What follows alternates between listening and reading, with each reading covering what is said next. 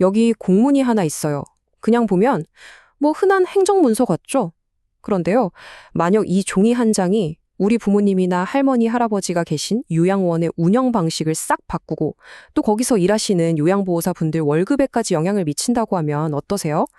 오늘은 이 겉보기엔 좀 딱딱해 보이는 문서 안에 숨겨진 사회복지 투명성에 대한 아주 중요한 이야기를 한번 파헤쳐 보려고 합니다. 네, 바로 이 문서입니다.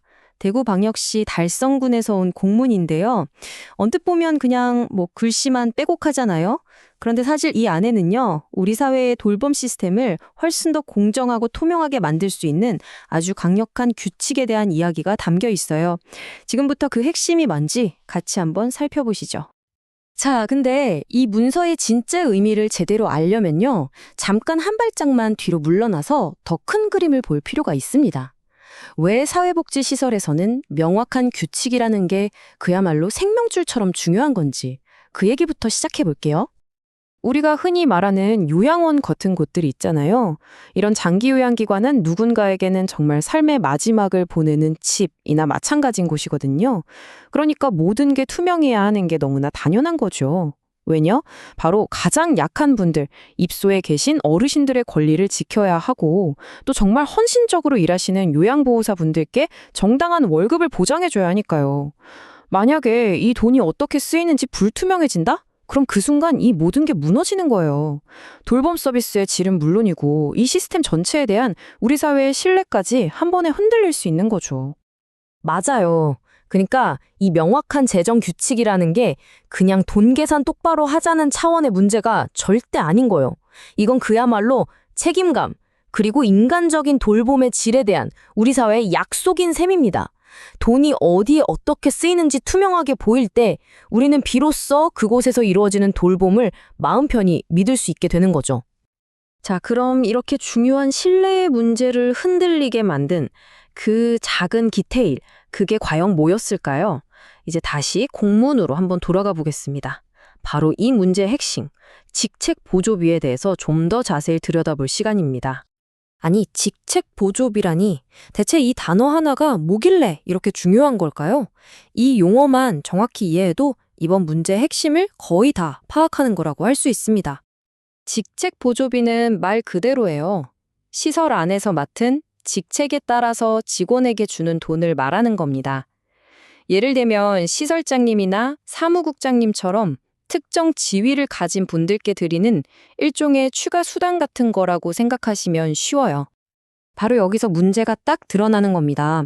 일부 시설에서는 이 직책 보조비를 교통비나 식대처럼 세금을 안 떼는 비과세 경비로 처리를 해왔던 거죠. 그런데 공식적인 지침은 전혀 달라요. 이건 명백히 월급의 일부, 그러니까 당연히 세금을 내야 하는 과세소득이라는 거예요. 완전히 다른 이야기죠? 아니, 세금 내고 안 내고가 뭐 그렇게 중요하냐, 그냥 회계 처리 방식의 차이 아니냐? 이렇게 생각하실 수도 있어요. 하지만 이게 정말 중요한 이유가 있습니다. 이게 바로 입소 어르신들을 돌보고 직원들 월급 주는 데 쓰여야 할 공적인 돈이 다른 데로 새나가는 걸 막는 아주 결정적인 역할을 하거든요. 한마디로 투명한 자금 운영의 핵심 열쇠라고 할 수 있는 거죠. 자, 이제 문제가 뭔지는 명확해졌죠? 그럼 이제 시설들은 구체적으로 뭘 어떻게 해야 할까요? 이 공문이 요구하는 조치 사항들은 뭔지, 앞으로 절차가 어떻게 되는지 한번 살펴보겠습니다. 자, 보시면 이제 시간이 그렇게 많이 남지는 않았어요. 사실 보건복지부에서 이건 과세소득이다라고 해석을 내놓은 건 2018년, 그러니까 꽤 오래전이에요. 그런데도 아직 안 지키는 곳들이 있으니까 달성군에서 이번에 제대로 하세요 하고 강력하게 다시 한번 경고를 보낸 거죠. 그래서 시설들은요, 내년 6월까지는 무조건 규정을 바꿔야 하고요. 특히 12월부터 시작되는 갱신평가에서는 이 기준이 아주 깐깐하게 적용될 예정이라고 합니다. 그래서 시설들은 이제 구체적으로 움직여야만 합니다. 첫째, 기존의 운영 규정을 싹 다 뜯어보고 새로 업데이트해야 하고요. 둘째, 어떤 종류의 급여를 어떻게 지급하는지 전부 명확하게 문서로 남겨야 해요. 그리고 제일 중요한 거, 셋째, 직책 보조비는 무조건 과세소득으로 정확하게 처리해야 하고 곧 있을 절차 점검에도 철저하게 대비를 해야 한다는 겁니다.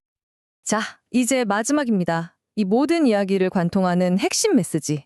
우리가 이 공문 분석을 통해서 꼭 기억해야 할 건 과연 뭘까요? 바로 이겁니다. 작은 규칙이 큰 신뢰를 만든다. 정말 별거 아닌 것 같았던 이 직책 보조비라는 아주 세부적인 규칙 하나가 결국에는 우리 사회의 돌봄 시스템 전체에 대한 신뢰를 떠받치는 단단한 기초가 되는 거죠. 이게 바로 이 딱딱해 보이는 공문 헌장이 우리에게 던지는 진짜 메시지입니다. 오늘 이야기를 마무리하면서 여러분께 질문 하나 드리고 싶어요.